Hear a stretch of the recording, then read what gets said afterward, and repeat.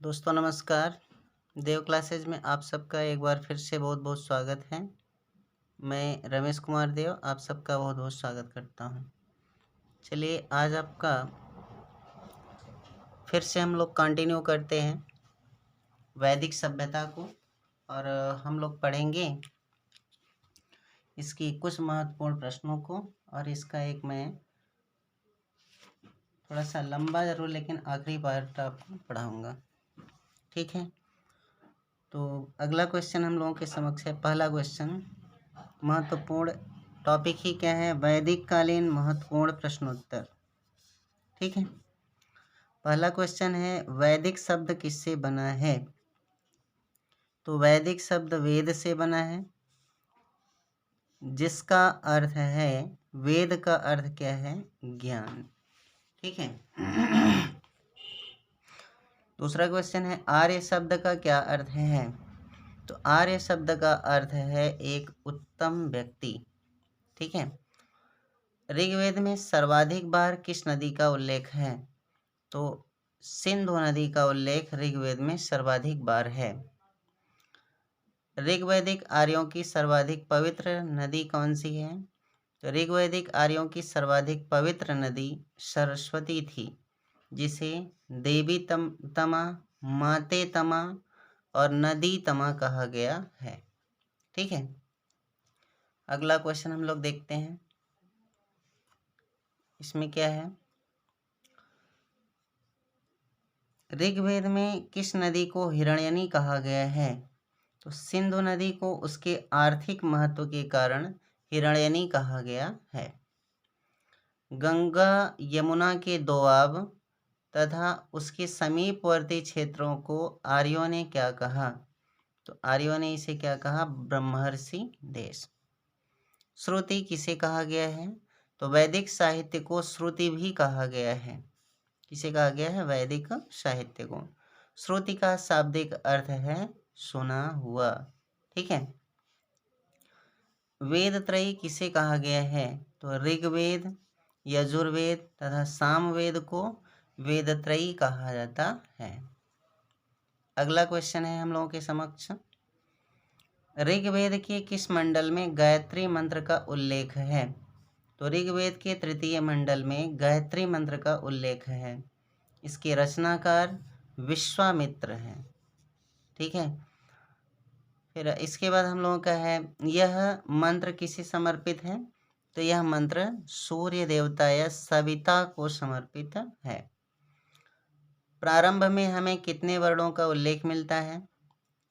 तो प्रारंभ में हमें 3 वर्णों ब्राह्मण, क्षत्रिय, वैश्य का उल्लेख मिलता है। इसका मतलब दोस्तों पहले शूद्र का वर्णन नहीं था।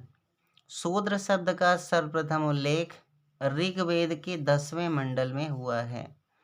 और कहाँ हुआ है? पुरुष सूक्त में हुआ है। ठीक है, आगे है ऋग्वेद के 2 ब्राह्मण कौन से हैं?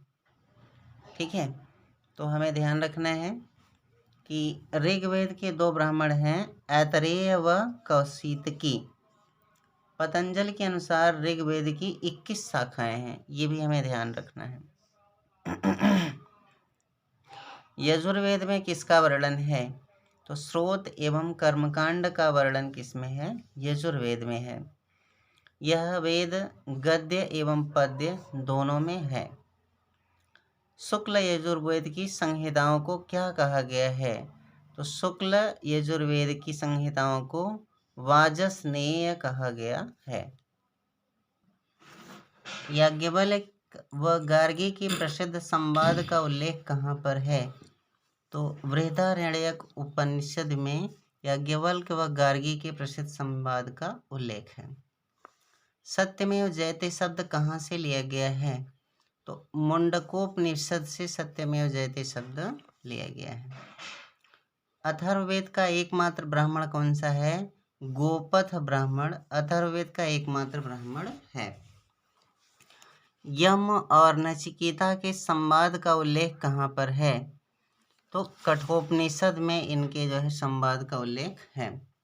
और कठोपनिषद कृष्ण यजुर्वेद का उपनिषद है। उपनिषद किस पर आधारित पुस्तकें हैं? ये क्वेश्चन दोस्तों कई बार पूछा है। उपनिषद दर्शन पर आधारित पुस्तकें हैं। उपनिषद का अर्थ है शिष्य द्वारा ज्ञान प्राप्ति हेतु गुरु के समीप बैठना। उपनिषदों को वेदांत भी कहा जाता है। ठीक, दोस्तों इसे थोड़ा शेयर ज़रूर किया करें, क्योंकि बहुत ही सिलेक्टेड क्वेश्चन आपके लिए लाए हैं। समझ लीजिए सभी क्वेश्चन बार बार एग्जाम में आते हैं। सर्वप्रथम मोक्ष शब्द का उल्लेख कहाँ हुआ है? तो उपनिषद में प्रथम बार मोक्ष शब्द का उल्लेख हुआ। यह पहली बार श्वेतांबर उपनिषद में आया है। ठीक है।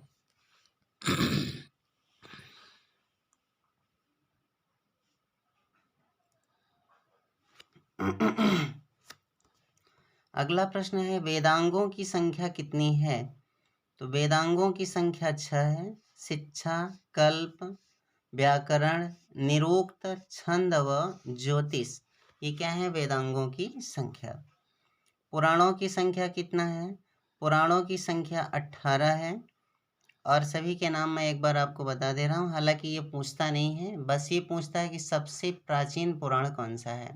तो याद रखना है मत्स्य, मत्स्य, मार्कंडेय, भविष्य, भागवत, ब्रह्मांड, ब्रह्मवैवर्त, ब्रह्म, वामन, वराह, विष्णु, वायु, अग्नि, नारद, पद्म, लिंग, गरुड़, कूर्म व स्कंद।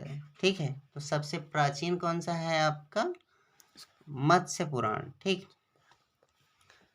पुराणों की रचना लोमहर्ष ऋषि व उनके पुत्र उग्रश्रवा के द्वारा की गई थी। ये हमें ध्यान रखना है। ठीक है, इसके बाद हमारा क्या है? पंचजन किसे कहा जाता है?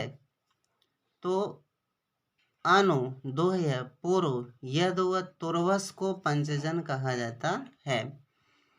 जन के अधिपति को राजा कहा जाता था। इसे जो पंचजन है इसी से क्या बना था? जन। और जन के अधिपति को क्या कहा जाता था? राजा या राजन। ग्राम का मुखिया कौन होता था? तो ग्राम का मुखिया ग्रामणी होता था तथा विश्व का मुखिया विश्वपति कहलाता था। ठीक है। ऋग्वैदिक समाज की सबसे छोटी इकाई क्या थी? तो ऋग्वैदिक समाज की सबसे छोटी इकाई परिवार या कुल होती थी। ऋग्वैदिक समाज पितृसत्तात्मक था। गोत्र शब्द का सर्वप्रथम उल्लेख कहाँ हुआ? ऋग्वेद में।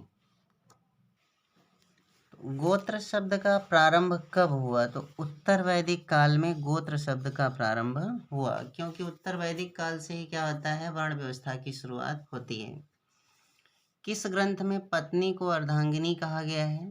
तो शतपथ ब्राह्मण में पत्नी को अर्धांगिनी कहा गया है। ऋग्वेद में जायदस्तम अर्थात पत्नी ही गृह है कहकर उसके महत्व को स्वीकार किया गया है। नियोग प्रथा से उत्पन्न संतान क्या कहलाती थी? तो उसे क्या कहा जाता था? क्षेत्रज। अमाजु किसे कहा जाता था? तो जो कन्याएं जीवन भर कुंवारी रहती थी उन्हें अमाजु कहा जाता था। ठीक है। विनिमय के माध्यम के रूप में किसका प्रयोग हुआ? तो निष्क का उल्लेख मिलता है विनिमय के माध्यम के रूप में। निष्क एक प्रकार का क्या था? गले का हार होता था। ऋग्वैदिक आर्य किस धातु से परिचित नहीं थे? तो ऋग्वैदिक आर्य लोहे से परिचित नहीं थे, जबकि उत्तर वैदिक कालीन आर्यों को लोहे का ज्ञान हो गया था। ऋग्वैदिक देवताओं का वर्गीकरण कितने वर्गों में किया गया है? तो ऋग्वैदिक देवताओं का वर्णन 3 वर्गों में किया गया है। पहला है पृथ्वी के देवता। तो पृथ्वी के देवता है पृथ्वी, अग्नि, बृहस्पति व सोम। आकाश के देवता दूसरे हैं वरुण, सूर्य, मित्र, पूषण, विष्णु, अश्विन आदि। और अंतरिक्ष के देवता हैं इंद्र, पार्जन्य, रुद्र, आप, वायु और वात। ठीक, तो 3 श्रेणियों में इन्हें बांटा गया था। वैदिक काल में किसे विश्व का स्वामी कहा गया है? तो इंद्र को विश्व का स्वामी कहा गया है। इन्हें पुरंदर अर्थात किलों को तोड़ने वाला कहा गया है। छांदोग्य उपनिषद में कितने आश्रमों का उल्लेख है? तो छांदोग्य उपनिषद में केवल 3 आश्रमों का उल्लेख है, जबकि सर्वप्रथम चारों आश्रमों का उल्लेख जाबालोपनिषद में मिलता है। जीविकोपार्जन हेतु वेद वेदांग को पढ़ाने वाला अध्यापक क्या कहलाता था? उसे क्या कहा जाता था? उपाध्याय। उत्तर वैदिक साहित्य में लोहे को क्या कहा जाता था? तो इसे कहा जाता था कृष्ण अयस। ठीक, तो दोस्तों यहाँ तक तो हमारे महत्वपूर्ण फैक्ट्स थे। अब जितनी चीज़ें हमने पिछले वीडियो में और इसमें पढ़ा है उस पर आधारित टेस्ट सीरीज लगाते हैं। ठीक है, चलिए हमारे पास अभ्यास प्रश्न है और जो हमेशा एग्जाम्स में आए हैं। पहला क्या कह रहा है? आर्य शब्द इंगित करता है नृजाति समूह को, यायावरी जन को, भाषा समूह को या श्रेष्ठ वंश को। तो याद रखना है श्रेष्ठ वंश को। इसे हम क्या कहेंगे? उत्तम व्यक्ति। आर्य का मतलब क्या होता है? उत्तम व्यक्ति। सबसे पुराना वेद कौन सा है? यजुर्वेद, ऋग्वेद, सामवेद या अथर्ववेद। तो हमने पहले वीडियो में ही पढ़ा था सबसे प्राचीन वेद क्या है? ऋग्वेद। किस वैदिक ग्रंथ में वर्ण शब्द का सर्वप्रथम नामोल्लेख मिलता है? अभी हमने थोड़ी देर पहले ही पढ़ा कि वर्ण शब्द का उल्लेख सबसे पहले ऋग्वेद में मिलता है, और उसमें मैंने आपको बताया कि किस ब्राह्मण में मिला है, उसका भी उपयोग या उपनिषद में होगा, इसको भी हमने बताया। वर्ण व्यवस्था से संबंधित पुरुष सूक्त मूलतः माना जाता है, मूलतः पाया जाता है अथर्ववेद में, सामवेद में, ऋग्वेद में या मनुस्मृति में। तो याद रखना है ऋग्वेद में। अगला हम लोगों का आ गया है सुमेलित कीजिए। अब जैसे देखिए सूची ए और सूची बी है। अथर्ववेद, तो अथर्ववेद का संबंध किससे है? औषधि से है। अथर्ववेद का संबंध औषधि से है। ऋग्वेद का संबंध किससे है? ईश्वर की महिमा से है। यजुर्वेद का संबंध किससे है? बलिदान की विधि से है। ठीक है, और सामवेद का संबंध किससे है? संगीत से। बोले अगला है दोस्तों, निम्न में से किसमें जादुई माया या वशीकरण का वर्णन है? तो अथर्ववेद में है। ऋग्वेद क्या है? स्रोतों का संकलन, कथाओं का संकलन, शब्दों का संकलन या युद्ध का ग्रंथ। तो हम लोगों को याद रखना है ये क्या है? स्रोतों का संकलन। सूची 1 को सूची 2 के साथ मिलान कीजिए। कह रहे हैं सामवेद, इधर क्या है? वेदों के नाम दिया है, इधर इसके क्या है? ब्राह्मण। सामवेद आप जानते हैं ये क्या है? पंचविश है। तो सामवेद दोस्तों क्या है? पंचविश है। ऋग्वेद क्या है? ऐतरेय है। और अथर्ववेद क्या है? आपका गोपथ है। और यजुर्वेद क्या है? शतपथ है। ठीक है, इसके बाद हम लोगों का अगला आता है ऋग्वेद संहिता का 9वां मंडल किसे समर्पित है? इंद्र व उनका हाथी, उर्वशी व स्वर्ग, पौधों व जड़ी बूटियों के देवता से, सोम व इस पेय पर नामांकित देवता से। याद रखना है सोम व इस पेय पर नामांकित देवता से। यज्ञ संबंधी विधि विधानों का पता चलता है ऋग्वेद से, सामवेद से, ब्राह्मण ग्रंथों से या यजुर्वेद से। तो ये क्या है? यजुर्वेद से। किस स्थल की खुदाई से लौह धातु के प्रचलन के प्राचीनतम प्रमाण मिले हैं? तक्षशिला से, अतरंजी खेड़ा से, कौशाम्बी से या हस्तिनापुर से। तो दोस्तों याद रखना है अतरंजी खेड़ा से। नेक्स्ट क्वेश्चन है उपनिषद पुस्तकें हैं धर्म पर, योग पर, दर्शन पर या विधि पर। तो हमें याद रखना है दर्शन पर। इसी वीडियो में मैंने अभी बताया। अभी नचिकेता का आख्यान मिलता है अथर्ववेद में, शतपथ ब्राह्मण में, कठोपनिषद में या बृहदारण्य उपनिषद में। तो हम लोगों को याद रखना है कठोपनिषद में। आरंभिक वैदिक साहित्य में सर्वाधिक वर्णित नदी है सिंधु, सुतुद्री, सरस्वती या गंगा। याद रखना है, सिंधु नदी का वर्णन सर्वाधिक बार मिलता है। निम्नलिखित में से किन नदियों का उल्लेख अफगानिस्तान के साथ आर्यों के संबंध का सूचक है? अस्किनी, परुष्णी, कुभा व क्रमु, विपाशा व सुतोद्री। तो हम जानते हैं कुभा व क्रमु। ठीक, सुमेलित कीजिए सूची 1 को सूची 2 से हमें सुमेलित करना है। एक तरफ नदियों के नाम है और दूसरी तरफ क्या है? आधुनिक नाम।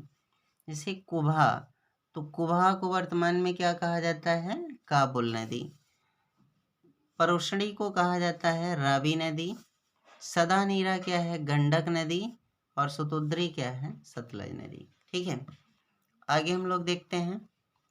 ऋग्वैदिक काल में निष्क किस अंग का आभूषण था? तो आपको बताए थे गला का आभूषण था। कौन सा अभिलेख ईरान से आर्यों के भारत आने की सूचना देता है? मानसेहरा, शहबाजगढ़ी, बोगजकोई या जूनागढ़। हम लोग जानते हैं 1400 ईसा पूर्व का बोगजकोई अभिलेख। ऋग्वैदिक जनता विश्वास करती थी मूर्ति पूजा में, एकेश्वरवाद में, देवी पूजा में या बलि एवं कर्मकांड में। तो याद रखना है बलि एवं कर्मकांड में।